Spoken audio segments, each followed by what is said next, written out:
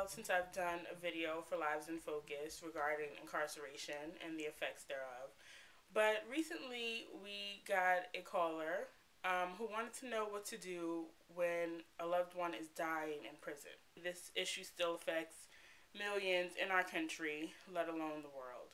So I wanted to give some tips on what to do if you have a family member who may be dying in prison, or if you know someone who is incarcerated and has a family member who has died while they were inside. So the first thing that I wanted to stress was grief counseling. Grief counseling is very important. It's always good to talk to someone who is not directly related to the situation, but can also understand at the same time what you're going through. There are several different types of counseling, just as with any other kind. You can have one-on-one grief counseling, or you can do it in a group. And there's actually an organization called the NPHA, National Prisons Hospice Association.org, and they deal with grief counseling. So if any of you need that or know someone who needs that, that could be a particularly valuable resource.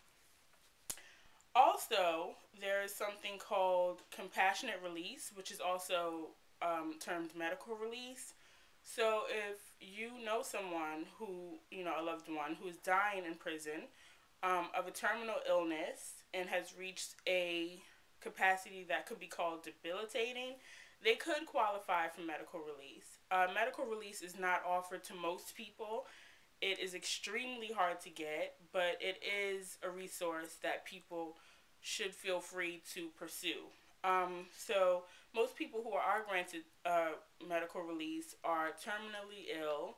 They have to prove they have less than 6 months to live and will no longer be a danger to the community. So unfortunately, the crime for which the person was incarcerated does play a major part in particular medical release. So most people don't get it, especially if the crime is of a violent nature, but that is also an option.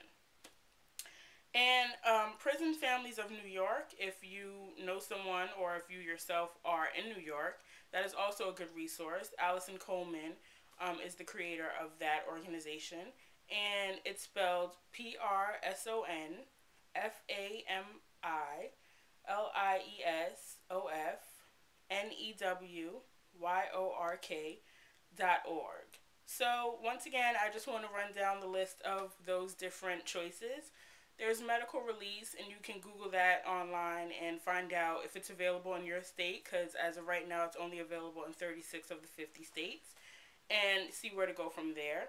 There's also NPHA, National Prisons Hospice Association.org, Grief Counseling, and Prison Families of New York.org, all spelled out. So once again, it's Makiba. I hope that video helps some of you. And leave any comments or questions you may have on livesinfocus.org. And I'll see you next time.